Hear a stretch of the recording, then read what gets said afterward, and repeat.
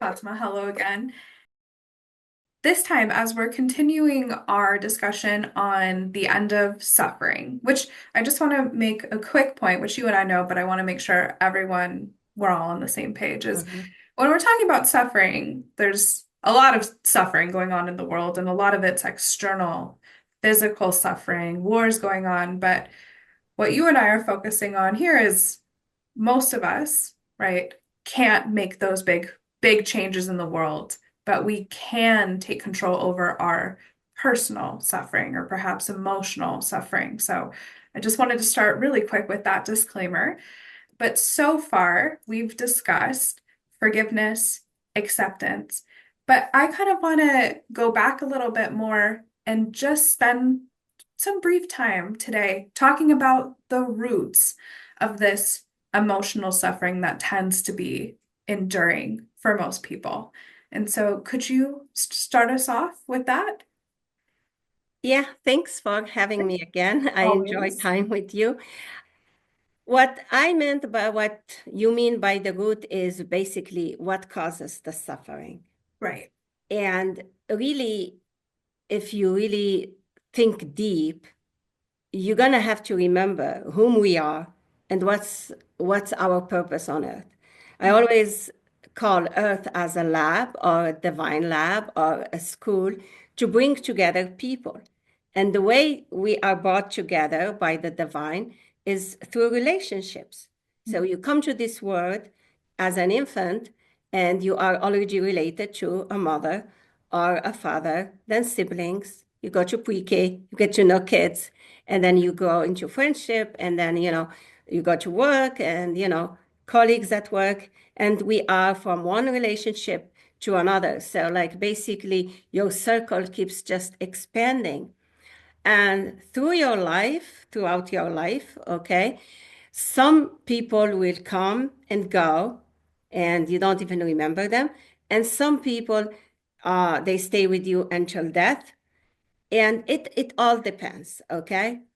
But sometimes when you are in the middle of experiencing all these relationships, okay, you gonna go through some pain. And that's normal because we're gonna be tested for our own growth, the soul growth. So when you come to this world as a baby, your physical body is growing from a baby to an adult through the food, but your soul grows by the tests. So you're going to be tested, you're going to be going through abuse, betrayal, illness, loss, accidents, name it, all type of trials. So when you are going through those trials, you're going to go through pain, which is very natural. But the choice comes in how you deal with the pain. That's where most of us suffer. The people that suffer are usually the people that are stuck in their past pain. They don't know how to go forward. So I say there are three ways how to deal with pain. You'll be stuck in the past pain from, let's take an example from a relationship, partners. The second way is you'll work around the pain. You can go to work, you can perform good in school or a job or whatever, but the pain is still there and you are just like ignoring it. But the minute there is an argument or something, or there is even a conversation that the significant other doesn't even think much about it, but it could be a trigger to you. And the third one is growth from the pain. So if these three ways of how we deal with pain resonate with you, we can then come up to other examples or give some life examples. No, I think that that all makes sense. And when we talk about relationships, I mean, from a young age, relationships are conflict, whether it be with your parents, you want to do something, they say no, or with your siblings. And we learn various lessons such as compromise, emotional regulation, what is acceptable and what is not. And as we grow in our physical bodies, those relationships, be it with work, continued relationships with our family or ultimately our spouse, right? It Mhm. is conflict, but then it is pain that stems from that.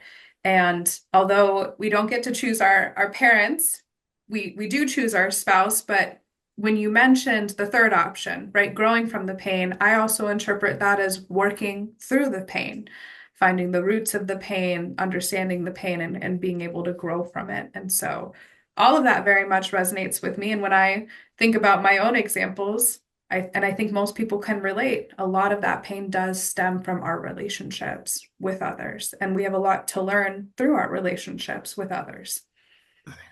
Just to clarify, one point is you Sure. choose your parents. At the soul level, yes, you do choose a parent, but lots of people, they may think we don't, but we can get to that in the future when we talk about soul, soul's contracts. To talk about, like, yes, you learn from your relationships, especially like, the significant other. We need to understand that some relationships are not supposed to be there and last forever.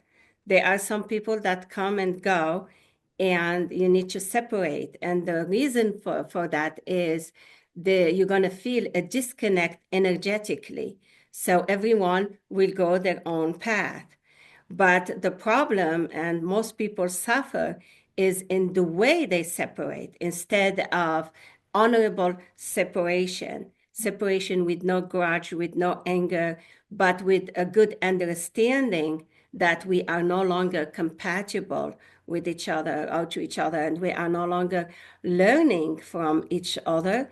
So it's about time that each one will go on its own path. If you try uh, everything possible to keep the relationship going, but it's not, Right. then it's a big sign for you to just have an honorable separation. So No. hopefully people get to understand that point. And myself, as you know, my personal life, I wrote in my book, my journey to consciousness. I was divorced at young age, at the age of 22, but I'm still very grateful to that person because I always remember if it was not for him, I would not came to this country. Okay.